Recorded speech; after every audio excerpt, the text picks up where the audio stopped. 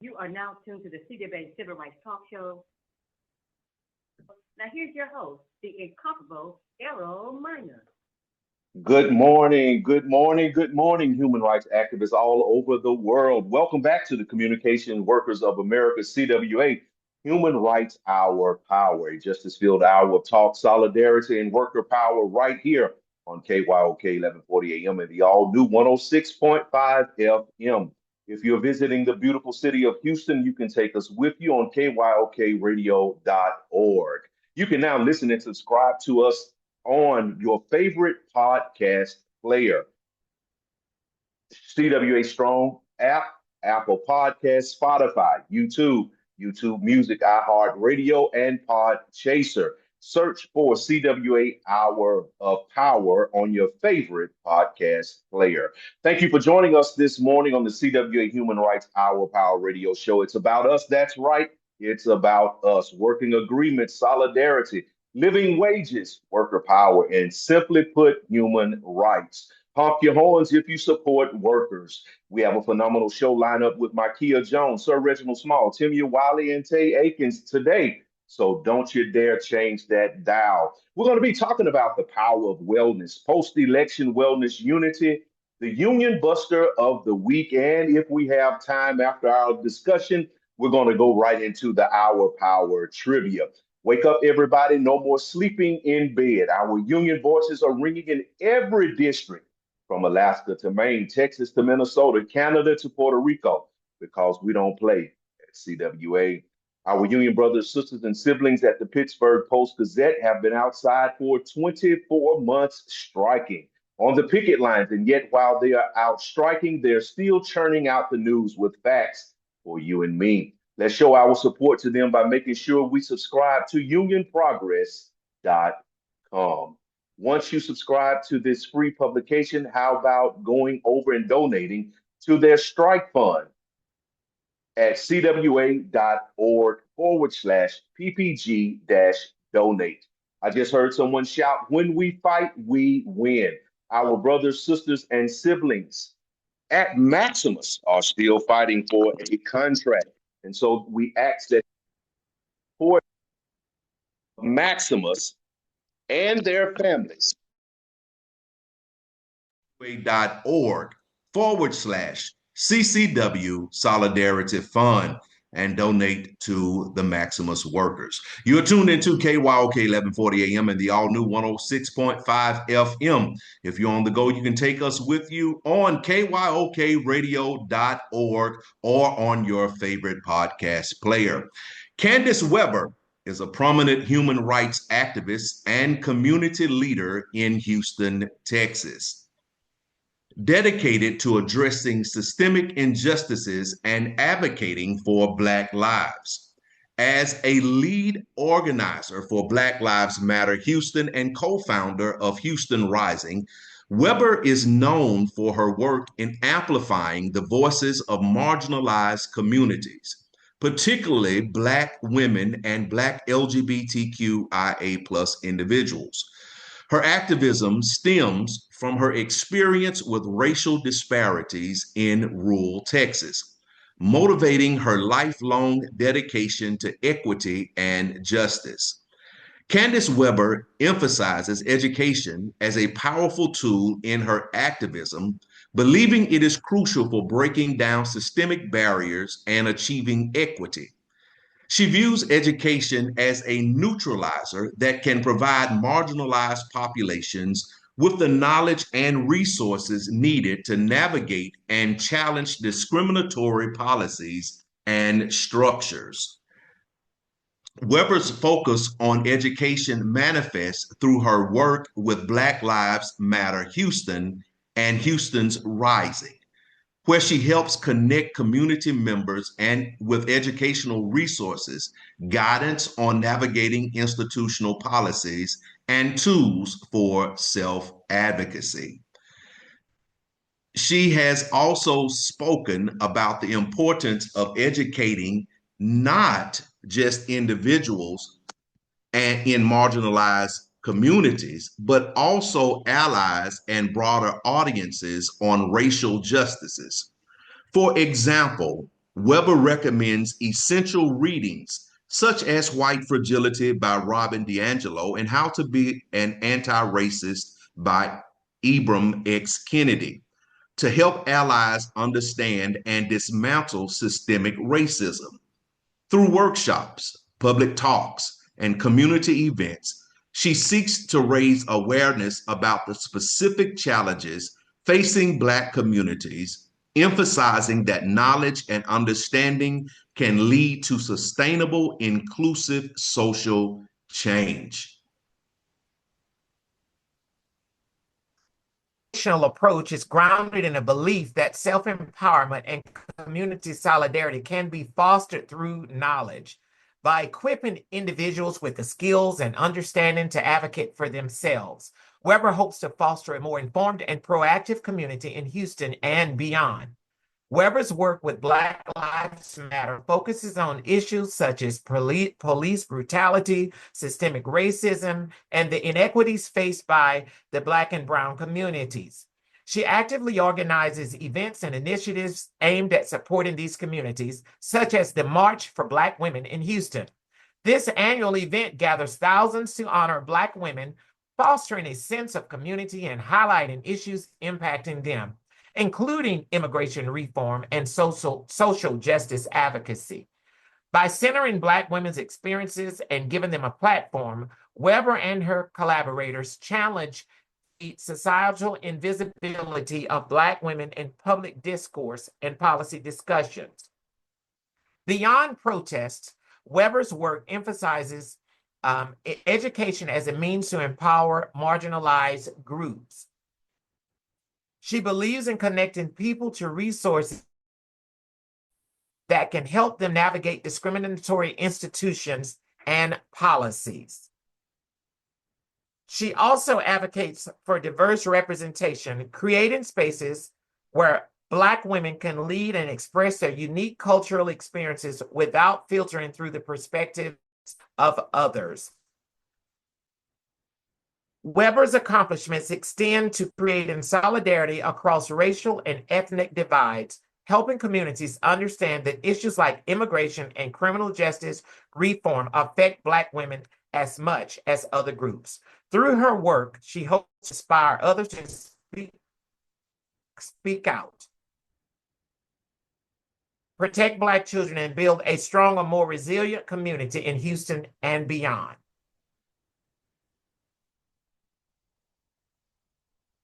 Beyond protest, Weber's work emphasizes education as a means to empower marginalized groups. She believes in connecting people to resources that can help them navigate discriminatory institutions and policies. She also advocates for diverse representation, creating spaces where Black women can lead and express their unique cultural experiences without filtering through the perspectives of others. Her activism, inspired by figures like Angela Davis, seeks to inspire self-sufficiency and pride within Black communities, using both grassroots organizing and institutional change. Weber's accomplishments extend to creating solidarity across racial and ethnic divides, helping communities understand that issues like immigration and criminal justice reform affect Black women as much as other groups. Through her work, she hopes to inspire others to speak out, protect Black children, and build a stronger, more resilient community in Houston and beyond. You are tuned into KYOK 1140 AM and the all-new 106.5 FM. If you're on the go, you can take us with you on kyokradio.org. Listen and subscribe to us on your favorite podcast player, CWA Strong app, Apple Podcasts, Spotify, YouTube Music, iHeartRadio, and Podchaser. Search for CWA Hour of Power on your favorite podcast player. Up next, Micaiah Jones with the Power of Wellness. Good morning, Micaiah. It's good to have you in the studio this morning. Good morning, Errol, and good morning, KYOK radio listeners. I'm so happy to be back today. I wanted to discuss with you all today the power of wellness. Just in this particular climate and this time where we have to come back from such a huge divide, I guess, in our communities, I think it's best that we start to concentrate on our wellness and bring ourselves back to who we are at our core, and we're just kind and good people. So when you think about wellness, people often think about like your physical health, nutrition, exercise, weight management, etc. But it's so much more. Wellness is a holistic integration of your physical, mental, and spiritual well-being, fueling the body, engaging the mind, and nurturing the spirit. It's the state of being in good health, especially as a pursued goal. Wellness is the act of practicing healthy habits on a daily basis to attain better physical and mental health outcomes. So instead of just surviving, you're thriving. And we all want to thrive while we're alive, right? So how do we gain and maintain wellness? Wellness can be achieved in many ways, including physical wellness, which is like eating well, getting enough sleep, exercising regularly, good nutrition. So like eating nutritious foods and avoiding bad habits like smoking or excessive alcohol consumption. And excessive does mean a whole bottle of wine, Reggie. You can also make sure to exercise, 20 to 30 minutes daily, which can improve your well-being, and you can make exercise fun or not even exercise at all, like, taking your dog out for a walk or making sure that you actually walk to the mailbox and get your mail every day, or ordering something from Amazon so you can have something to lift. I don't know. You can also make sure that you get enough sleep. Aim for 7 to 8 hours of interrupted sleep if you're an adult and 9 to 12 hours for children. I wish I was a child. Stay hydrated. Dehydration can negatively impact your physical and mental health. And then make sure that you're getting all of your yearly screenings, your preventative services such as wellness exams, vaccinations, and cancer and diabetes and osteoporosis screenings. Now, again, wellness is the complete integration of your body, mind, and spirit, and the realization that everything that we do, think, feel, and believe has an effect on our state of well-being. So we're going to focus on mental health and emotional wellness for a second. So emotional wellness is being aware of your feelings and sharing them with people that you trust, and practicing mindfulness. Mindfulness is the exercise to improve focus and be mindful. When we say be mindful, we ask that you practice being aware of and paying attention to the present moment without judgment. It involves observing your thoughts, emotions, and surroundings without reacting to or evaluating them. And also, we need to practice social connectedness. So develop strong relationships with family and friends and make time for social contact. We tend to isolate ourselves in times of stress instead of relying upon those human connections that make us whole. And be present in the moment. Try to live in the present moment and avoid negative self-talk. Often we find ourselves disappearing into our minds and social settings and losing ourselves to negative thoughts. And this is where we need to be intentionally present. Focusing and connecting to the right now can help prevent and reduce stress levels. And lastly, it's occupational wellness. Find work that you enjoy and are enriched by. You know the saying, when you're doing what you love, it doesn't feel like work. And this is why I enjoy coming on the radio, talking to you all every Thursday, sharing experiences and learning with you. All has had like such a huge positive impact on my life and my journey to wellness. So remember, wellness is a complete harmony of the body, mind, and spirit.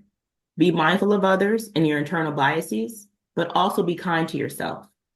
Take care of yourself physically as best as you can, and be present and understand that nurturing yourself is not selfish. It's essential to your survival and your well-being.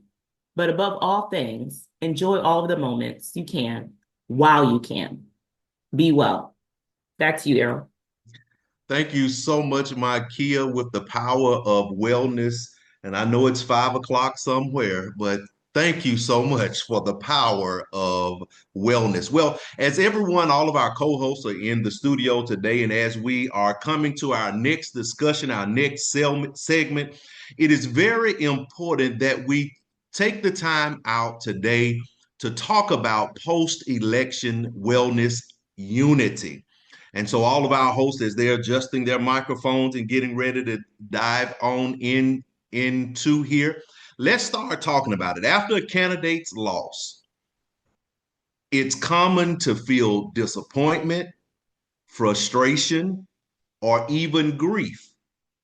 So let's talk about processing the loss and moving forward and how it helps channel your values into everyday actions, which can really feel just as fulfilling as any campaign. And Makia has already talked about it a little bit, and she said, acknowledge your feelings.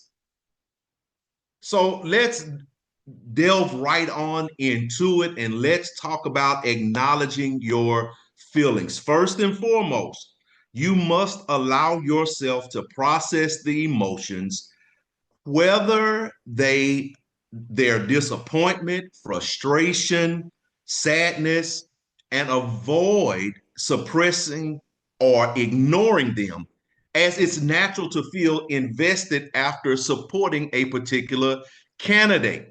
So you've got to acknowledge the emotional intensity of the elections and how personal investment can heighten feelings of defeat. Reginald? Well, Errol, I guess you've that opening statement kind of said it all, that we know when we go into elections, someone wins and someone actually does not win.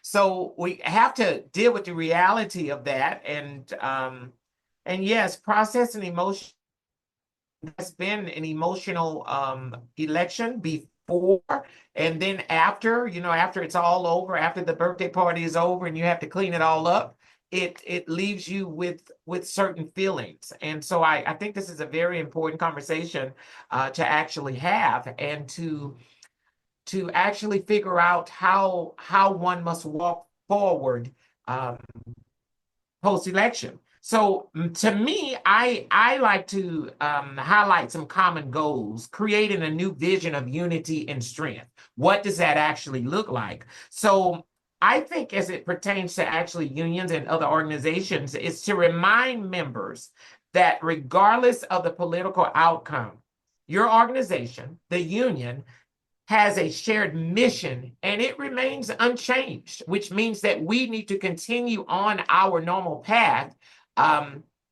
in this movement. That's correct, Errol. We want to feel the feelings and then we want to move on. It is okay to be in the moment, to recognize your emotions. That's the way you take care of yourself. By acting like you have no feelings towards certain things, then you become overwhelmed. You're suppressing all of those things that it is okay to let out. And sometimes we forget to be easy on ourselves. That's the thing. We forget to be easy on ourselves.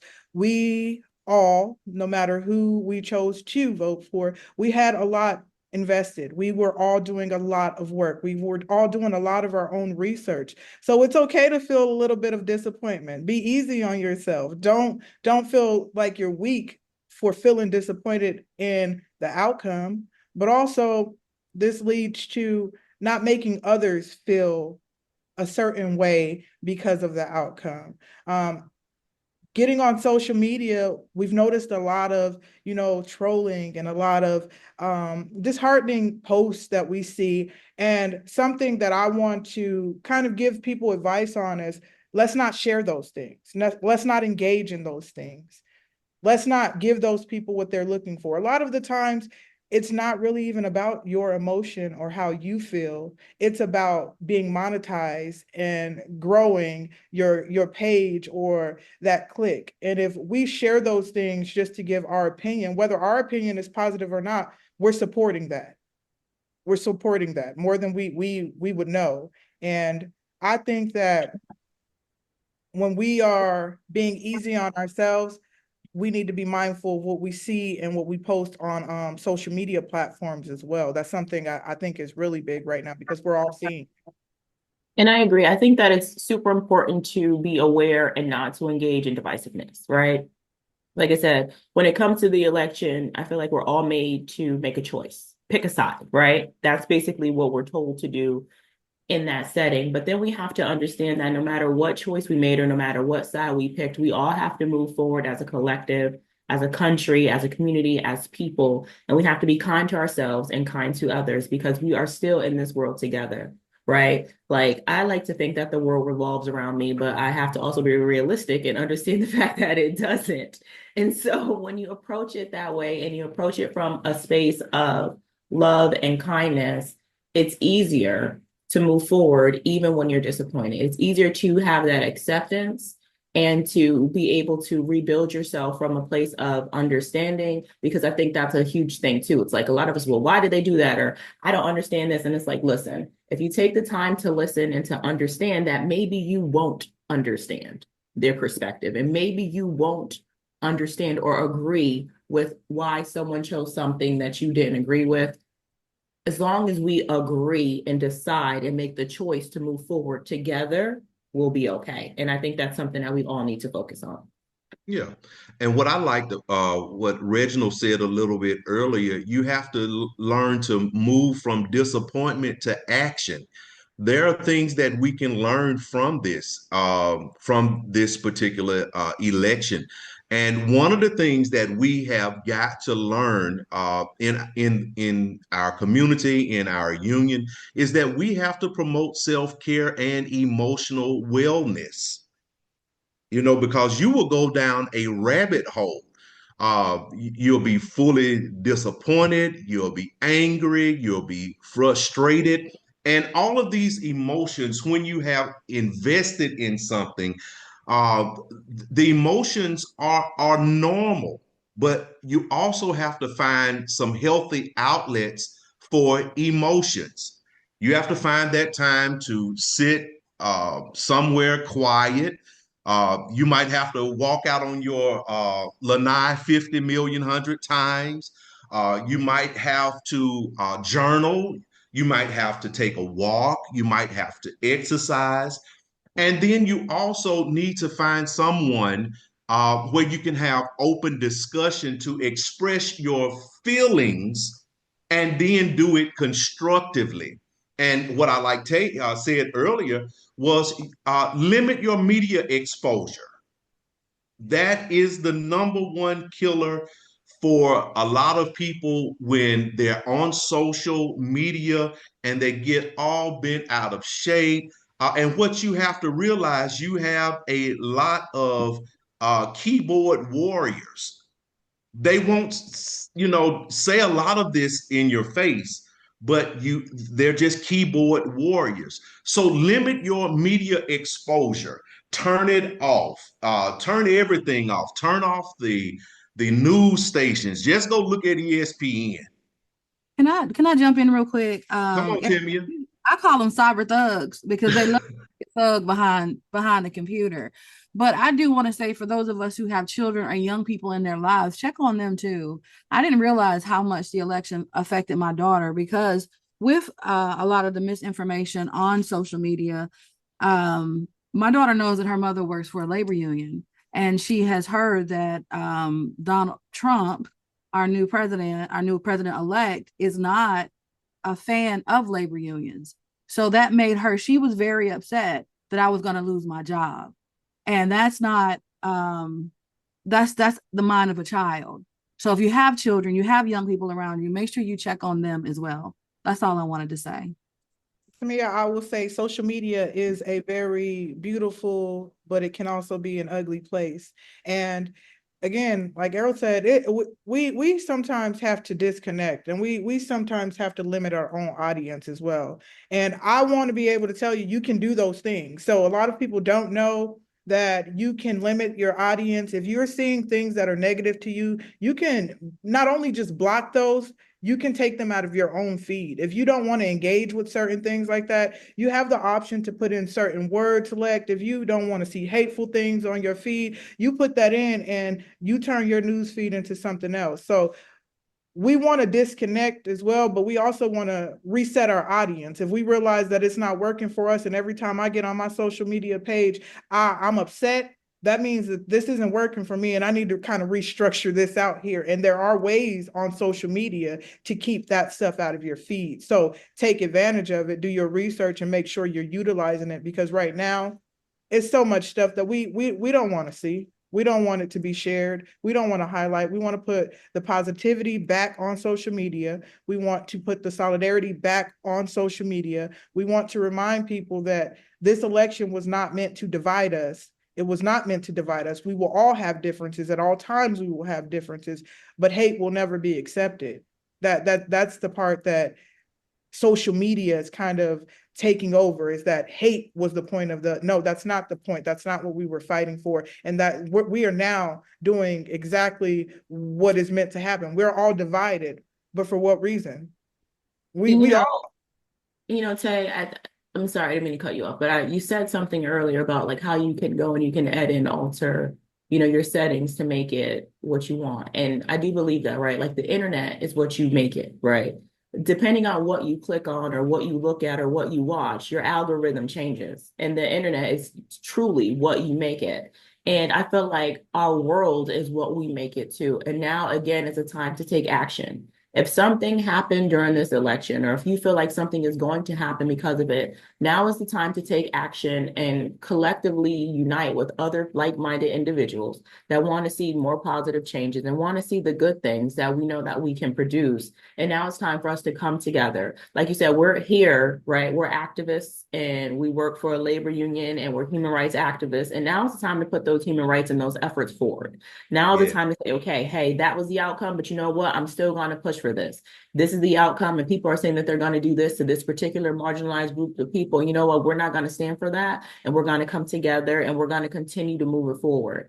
Whether, for me, it doesn't matter who's in office. At the end of the day, our issues are our issues, and our problems are our problems. And if we want to resolve those problems, and if we want to combat those issues, then we're going to have to come together and work together and move forward in any way, right? So, like you said, the internet is what you make it, and our world is what we choose to make it, and we can choose to make it better and put the action behind it. Right, Reginald? That is correct. That is absolutely right, Makia. And, and we have to actually build collaboration with the person who has been elected. Regardless to the political affiliation, they now represent everyone. So in order for us to continue with our movement building and our completing our goals, we must build collaboration with with whomever the elected official is, because this in order to continue with our future, we must do that.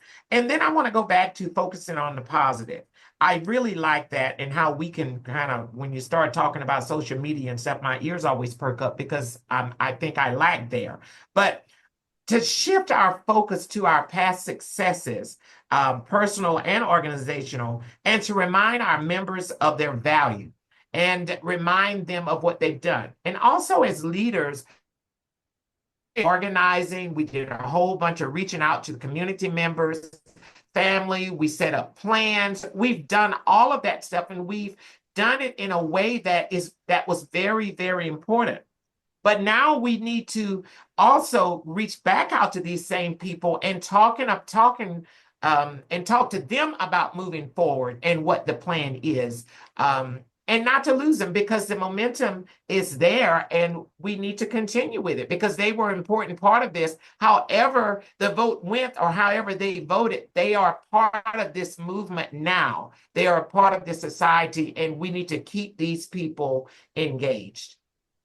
And one of the things that Tay was talking about, changing your algorithms, changing what you're seeing.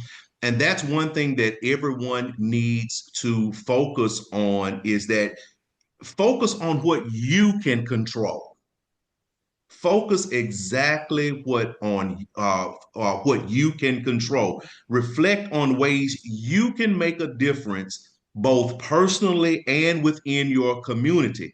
And sometimes local issues or union initiatives, as Reginald stated, provide a more immediate and impactful outlet than national elections. You got to focus on those things that bring you satisfaction. And let me say this, because we've talked a lot about the voting processes with Timia's segment. Local elections are really more important than national elections. Because if you can get like-minded individuals to take on your ideas in how your community is shaped and get them to focus on that, then if you start dealing with your local issues, then after a while you can get individuals in those national spots that will also focus on the issues that bring you joy. And that's where it comes into labor having the common goals. We wanna highlight our common goals and bring us back together with those common goals.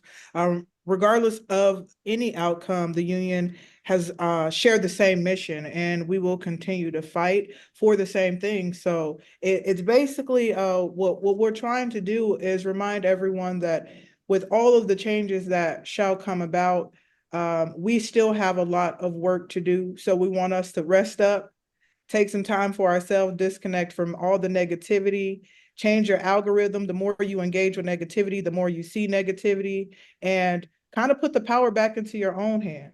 Put it back into your own hand, because we still have a lot that we need to do. And one of the things you also have to do is when it comes to self-care and emotional wellness, you must have community support. That means that you advocate for leaning on friends, family, or fellow members for support to maintain a sense of connection. Touch your neighbor and say, you're not going through this by yourself. And that's when you come together as a collective, lean on each other, talk to each other, and get your feelings out.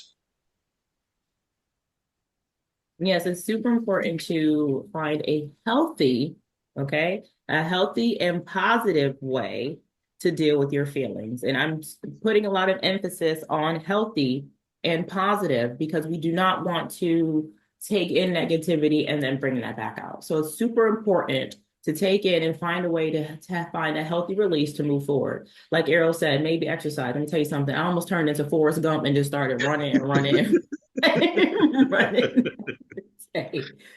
So find ways, healthy, proactive ways, like I mentioned in our wellness segment earlier, to release that stress. And you know what? I know that we took a lot of this personal, right? Because this is our day-to-day lives. But as much as you can and as best as you can, try not to take everything so personally, right? Because again, it's not what someone else is going through or someone else's choices. They may affect you, but they made them based on them, not based on you.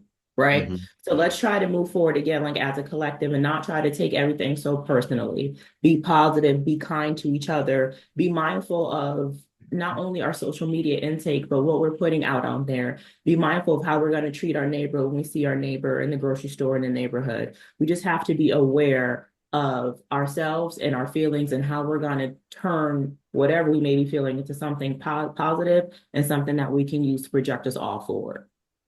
And one of the things that we also have to do is create a new vision of unity and strength. We're highlighting the common goals, reinforcing the group identity, playing positive action. And one of the things that I don't know about you guys, but one of the things that I kind of, I won't say I went down the rabbit hole with it, but one of the things that I was focusing on, that it makes our job more difficult, more harder. But one of the things that I also realized, and I don't know if you guys felt this or felt this way, was it gave me more determination that we must continue to work harder, inform about human rights and about civil rights, about women's rights. So we're not giving up. We're not turning away. We can't right now. We must continue with our fight in human rights. Yeah, I agree with that. My wise boss lady mentor told me that human rights are now more important than ever. Mm-hmm. And as human rights activists, I do think that it's very important for us to sit and think about everything that happened when it came to ads and lies and the detriment to marginalized groups during this election. The way that they were targeted and terrorized, for lack of a better term, and as human rights activists. Now, that was a part that I did take personally, and I really did have to sit with myself and try to understand what the purpose of that was. And what I deduced was, you know what, I don't care about what the purpose of why they were doing it. I know that my purpose is to make sure that it doesn't happen again. And my purpose is to make sure that no one has to feel like a ploy in an attempt to undermine the success of a movement and the success of a people and the movement that they're involved in, just based off of someone who just wants to be who they are. Like, no one should be targeted for existing. And that was nasty. And my goal as an activist and as a human rights activist is to help those people and to join in those fights even more now. Like you said, I'm more determined than ever to help push those people forward and push it all forward as a collective, because that was crazy to me. And no one should feel like that. No one's personal values should be used as something negative. Right. We had dinner, my mom and Area and myself yesterday. We had dinner, and Area was talking about or expressing how people came in her job.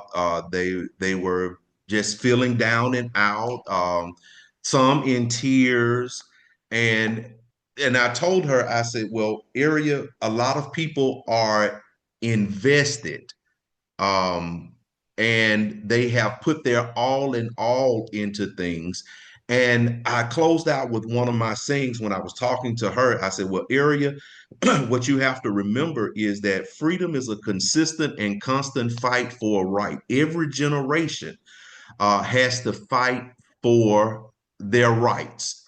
And when you are invested in something and you are defeated, then or you're feeling the agony of defeat, then what you have to do is you have to regroup and then refocus on everything. So something when we talk about, wellness, and we talk about making sure that we are okay and taking care of ourselves, something we all want to kind of task ourselves with as well is to check in on others, to be there for others. I don't know if you have those strong friends, but I have those what we call strong friends who don't really talk about their feelings. Sometimes we need to go and ask them, how are you feeling about, and I know you did all of this and you had this going on, so how are you feeling? So I want us to remember that we as a union are here to support others as well. So as we focus on ourselves, please be kind to others, and also be there to support others who don't speak about how they feel and how this has affected them as well. Like I said, those strong friends is what my mom taught me to call them. But those are the ones who are right now, they're not really talking about it, but this segment is something that they would definitely benefit from, is understanding to take care of yourselves. But again, us, the people who are talking about how we know we can overcome these things, be there for others as well. Right. Go ahead, Timmy. No, I would say it's such a community. It just goes back to the fundamentals of community. It's us looking out for one another, checking in on one another, and just being there for one another, because we at the end of the day, we're still the United States of America. I come from a military background, and just from that, whoever's in charge is in charge, whether you like them or not. And whether you agree with them or not, you still honor and respect the title, the position, what have you. And like Tay was saying, for many, that's including myself. How do I say it's a tough pill to swallow, but we have to swallow that pill, and we have to come out on the other side of this ahead as a union, as the United States of America, as people, as citizens. I was talking to a good friend of mine who is worried about some of the medications that she is taking, we really have to slow down and see what's affecting people and where they are, because there's some things that I may have access to that somebody else may not have access to. And we as a community are going to have to pull together and come out triumphant. I hate to get preachy, but God sees all of this. Nobody gets in office without his approval, so the spiritual aspect for me is what has helped me, and is to move forward. I think that we have to, whatever it is that you subscribe to, whether it be religion, what have you, I think that now is the time to hold on to that. And during your meditation time or during your walking time, it's a great time to have a conversation with, for me, it would be my Lord and Savior. For you, it may be somebody else. But now is the time to dig deep, check on other people, and maybe share some of that wisdom that you have with other people. That's a very good point, and I don't want to go too far on that, but there's a scripture that comes to mind that Paul wrote, and he said that I know how to be abased and I know how to be abound, in whatsoever state I find myself in, therewith to be content. Because one thing about it, God will see us through. He will. And don't make me start preaching and give you 3 points in a poem. Listen, I'll get up and shout. Don't play with me. I will run around I'm in my basement. I get up and take off running. Yes, in whatsoever state I'm in, therewith I've learned therewith to be content. And when you walk in peace, you don't fret all of this. Yes, you get disappointed, but you know how to walk in peace, and you know how to bring that peace. And then again, the Bible always also says that if we keep our mind stayed on him, he will keep us in perfect peace. Now I digress. That's it. But that's where you have to have your own faith. And some people may not have faith. But for me, there's got to be a center that you go back to. Where's your strength within you? And where do you find your strength? And I know this is labor radio, but I'm trying to walk that thin line, but I know what keeps me strong. Mm-hmm. And I know what keeps me walking and looking forward, and has changed my negative into a positive. Yes. Shake that dust off and move on. Yes, exactly. So I admonish people to find what makes them stronger. What keeps them going? What is it? Is it your children? Where's the positive in that? Where can you find a positive in a situation if you're not feeling the best? Because there's some people who may be just ecstatic right now, and that's just I'm trying to, y'all, walk in this thin line. But I just want to admonish everyone to remember those happy places. Remember what makes you stronger, and just remember that we are a community, we are family, we are the United States of America, and if we ain't gonna do nothing else, we gonna make it through.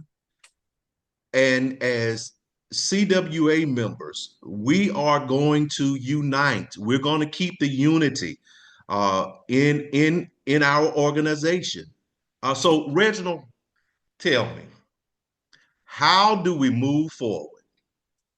Well, I have some ideas of moving forward, but one of them consists of actually organizing a unit, plan an event where members can actually connect, reaffirm their shared values, and refocus on collective objectives. And maybe even with that community, with that unity event, actually invite one of the winners, invite one of the people who are actually have been elected into office, so that they can actually share some insight and actually talk a truthful plan to us, so that we're not getting who we think they are by social media and by other means, but directly from them.